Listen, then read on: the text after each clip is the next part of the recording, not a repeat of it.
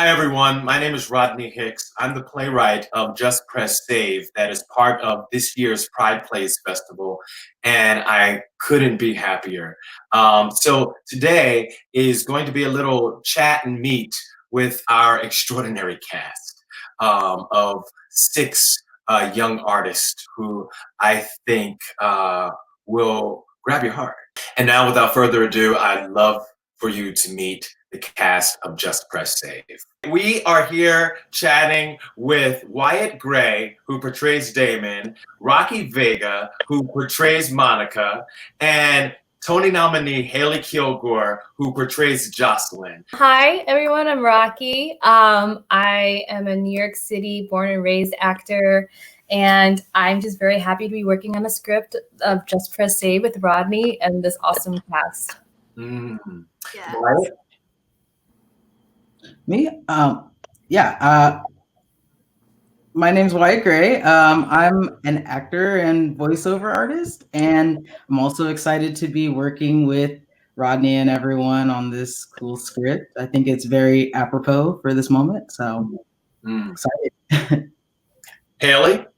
Hi, guys. It's Haley Kilgore. You might know me from Once on This Island, maybe.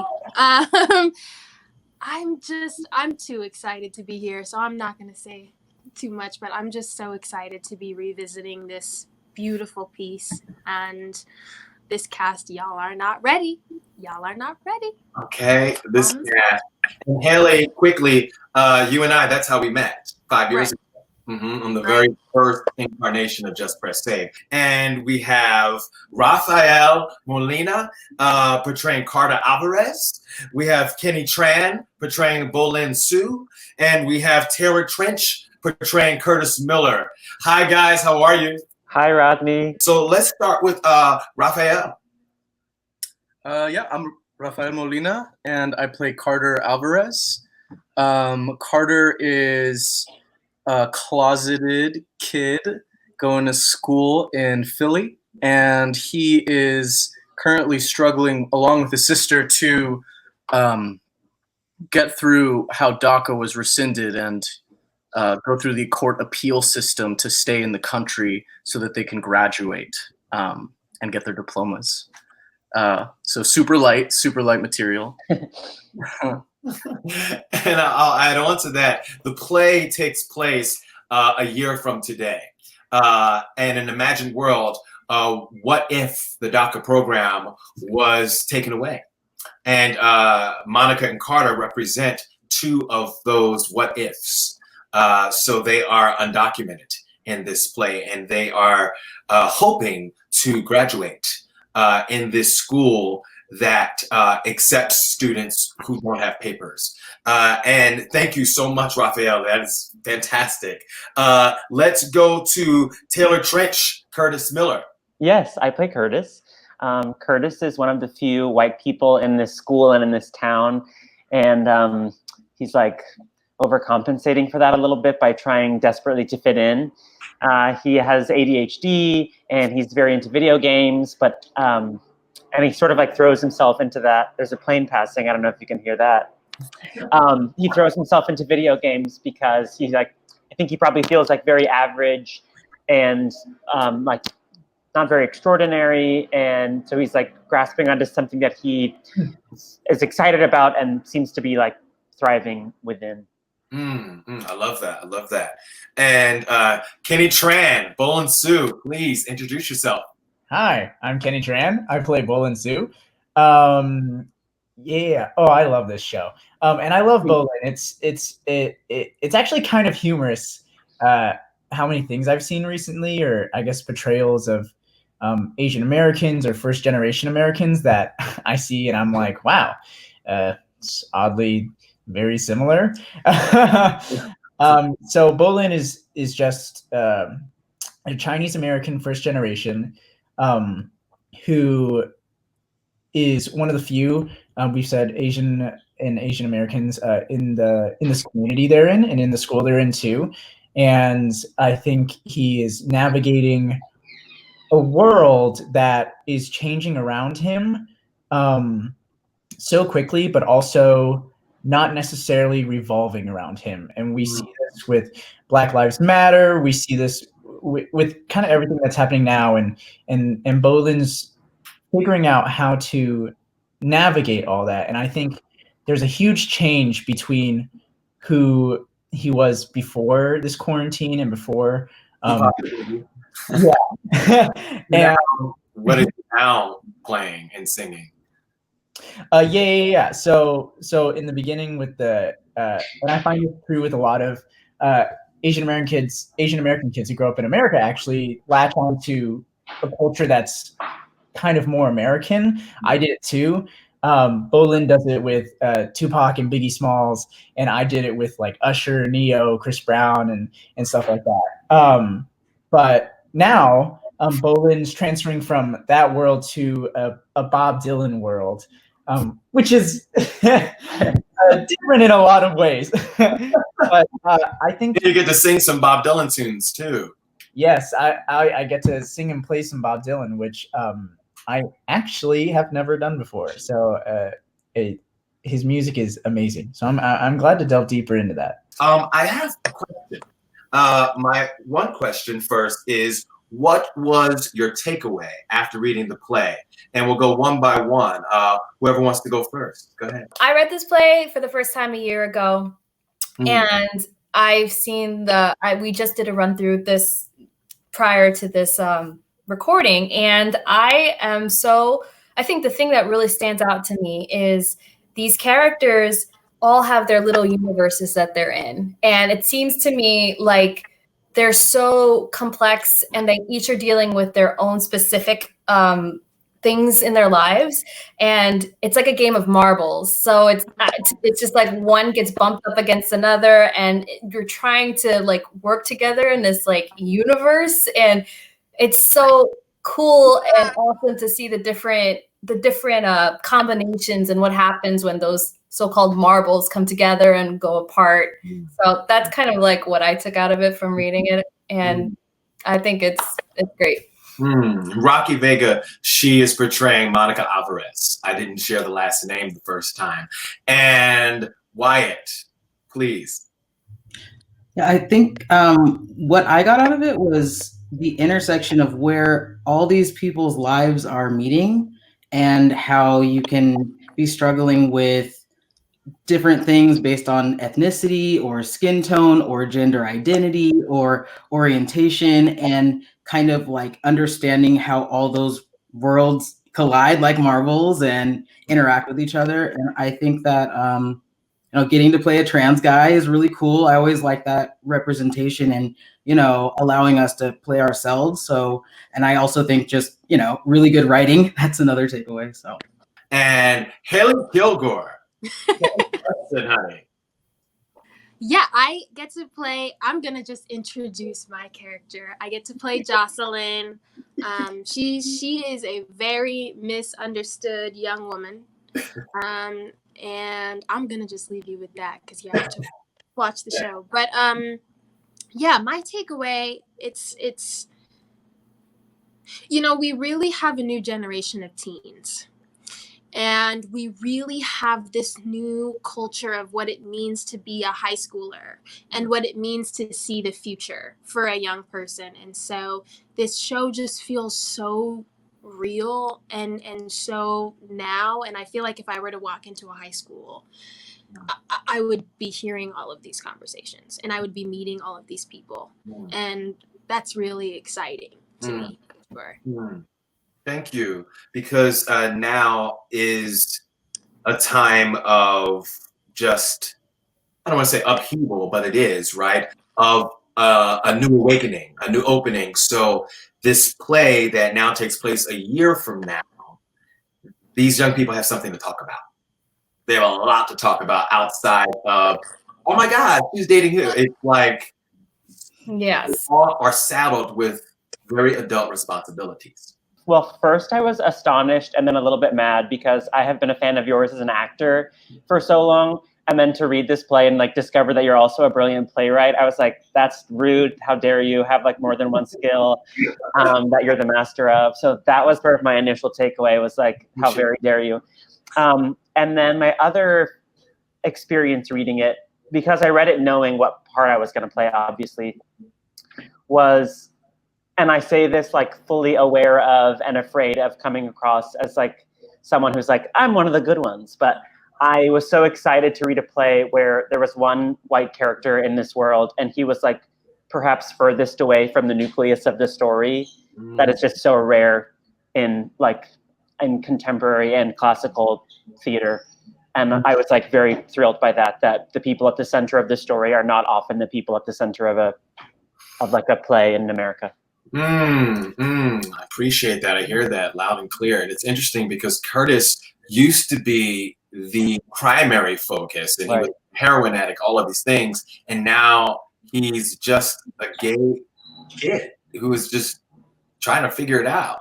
And with that, Curtis has a relationship with Carter.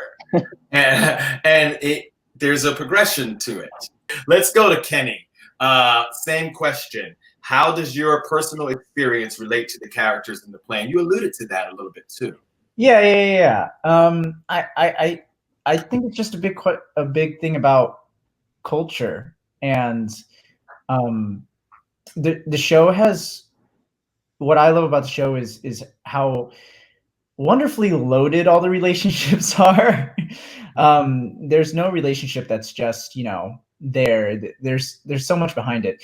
And personally, to me, it's Bolin struggling of his identity and his place in this school, and this world, and him realizing like I might not be the most important thing, and there might be other things happening, which I won't say is a recent thing, but a thing that happened in my life and continues to happen.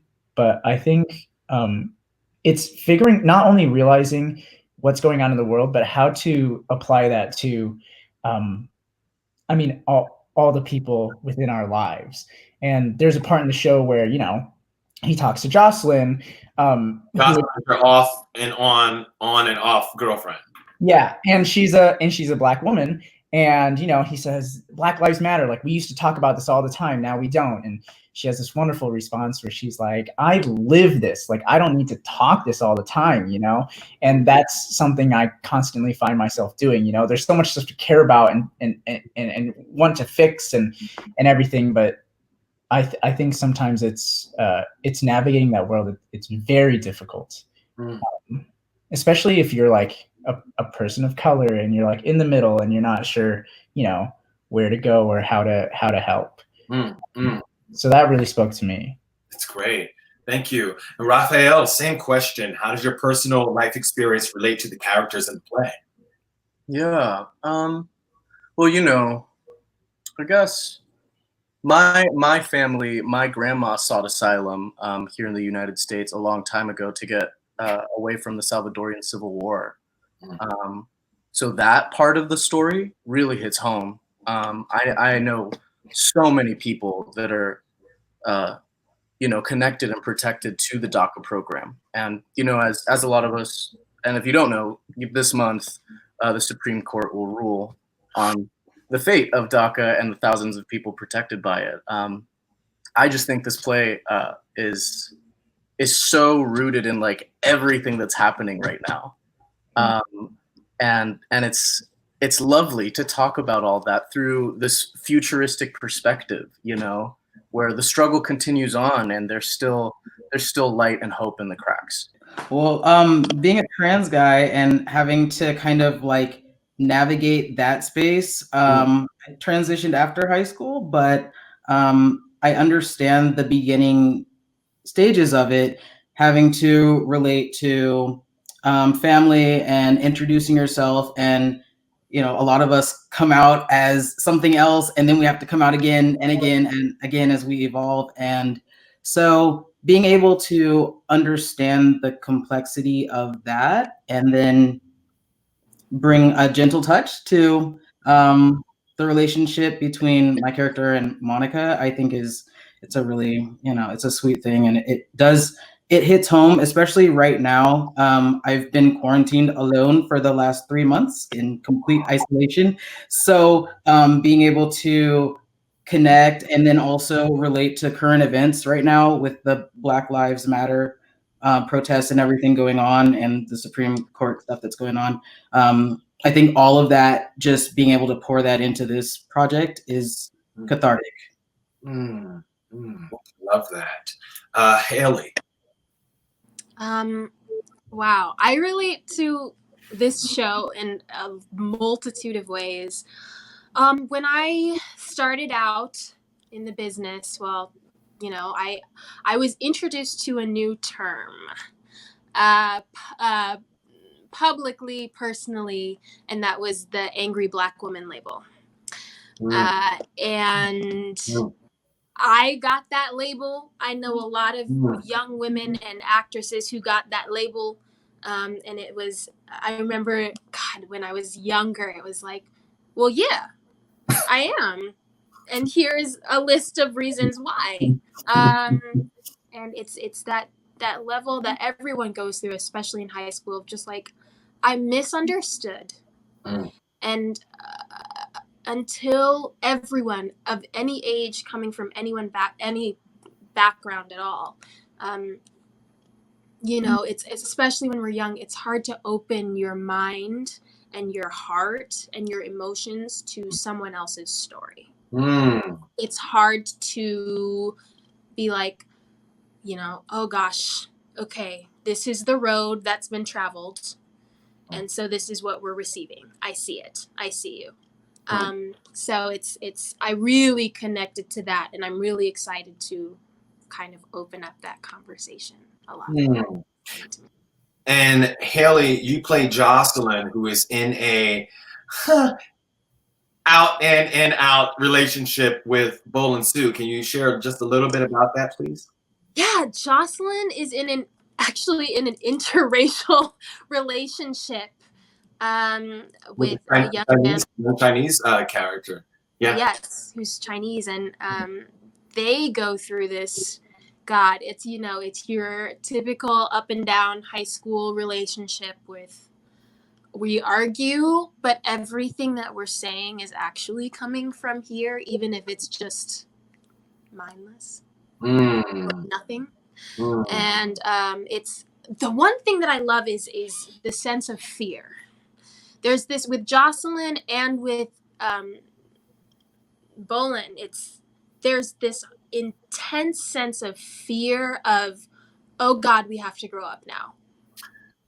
You've been the one that you can be my lover, you can be my punching bag, we can both swing out at the world and say what we want to say or do what we need to do. At the end of the day, we always had each other. And now we might not do that anymore. And so that is really beautiful. Thank you. Wow. And Rocky? Yeah. Your personal life experience relate to the characters in the play? Yes. So I don't have quite the same experience as Monica, but I do understand part of her, what she struggles with in terms of where she fits her cultural identity. And I think I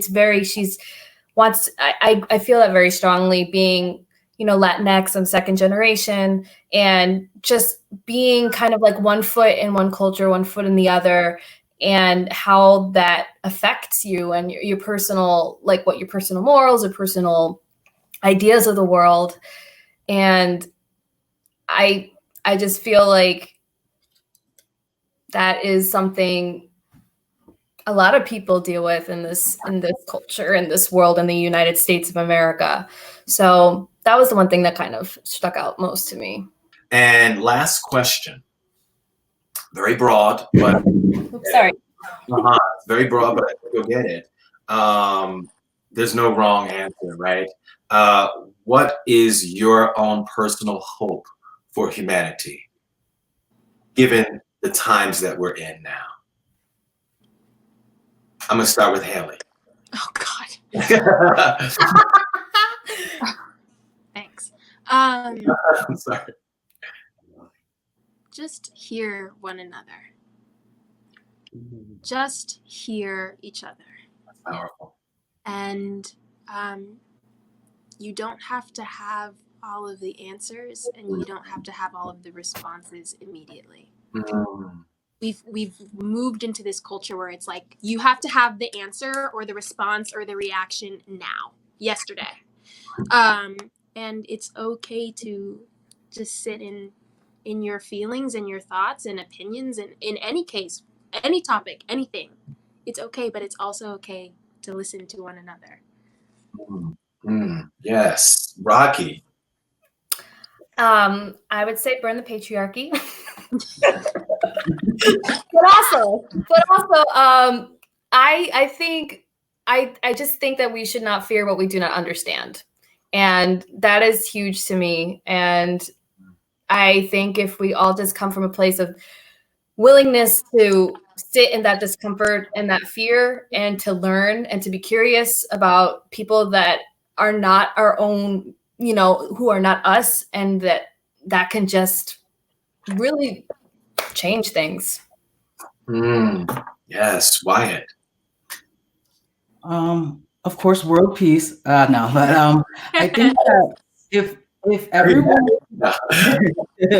if everyone could just move to a place of more understanding, like understanding that things aren't always black and white. It's not always, everything is on a spectrum. So gender is on a spectrum, and maybe orientation can be on a spectrum, skin color, and even our backgrounds and our morals and everything. The one thing that unites us is that we are all human, and we all, I think, genuinely do want the world to be a better place, if only for, even out of selfish motivations. You want the world to be better. So if we all work together and just start accepting that we're going to be different, we're not going to agree on everything, but different is beautiful, and we can do this. Like, now is the time to do this. You know what I mean?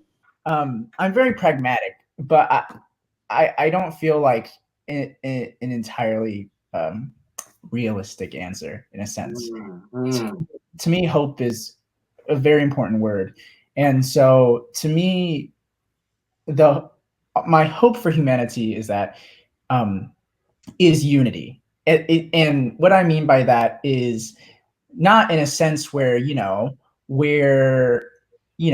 just say we're all together. There are many times when I think about it, and we think about it, that in human history, it's been said, like, like, this is the most peaceful time in human history. Like, when countries are formed, it's shown that, like, people are all unified and things. What I mean is that I think it centers around empathy. And I believe it centers around understanding that none of us can succeed while the most vulnerable in our society and most scared in our society are not taken care of.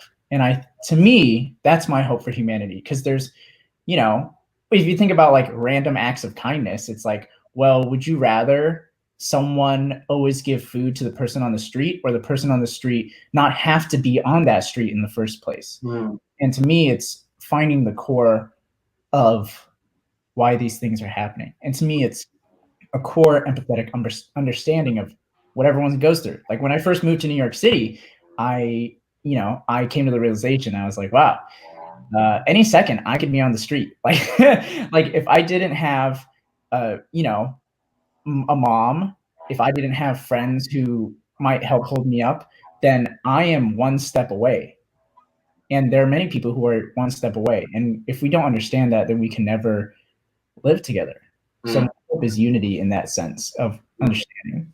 So I love that. So let's bring unity and carry it on to Raphael. Same question. Yeah. It's a hard question. I mean, for me, my truth right now, I guess, is that I struggle every day to hold on to hope in my life and in my heart. So I don't know what my hope for humanity is. That's okay. I will say that Black, brown, LGBTQ plus lives matter, and the fight continues. And tomorrow we will have a new day. Yes. Speaking of a new day, Taylor. Can you feel okay. My hope for humanity is, I think, like, similarly to Kenny's answer, is equity. that we all join the Actors Equity Association. So I hope as Daniel Watts so brilliantly said recently, I hope that we can reach beyond these ideas of diversity and inclusion and equality and strive for true equity, meaning that we correct hundreds of years of injustice and reach a place where people can truly be seen as equal. So it's a big ask, but I guess that's my hope for humanity. I love that. And a place where everyone can be seen as equal. Exactly. I love that. And that is really the crux of Just Press Save in a way. So Kenny, it's funny because I'm about to call all of you your character names. So, Kenny, can you do me a favor, impromptu? We're done the questions. Can you just play just a little bit of Blowing in the Wind?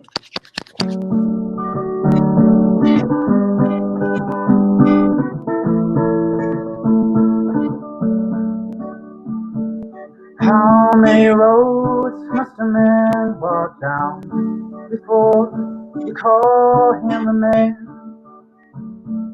How many seas must a white dove sail before she sleeps in the sand? Yes, and how many times must the cannonball fly before they're forever bed? The answer, my friend, is blowing in the wind. The answer is blowing in the wind. Thank you all so much for tuning in and watching this preview video of the upcoming reading of Just Press Save. And thank you to the cast for your open hearts, for your talents, and for just being you. And you all out there, please go save. Have an amazing day. Peace.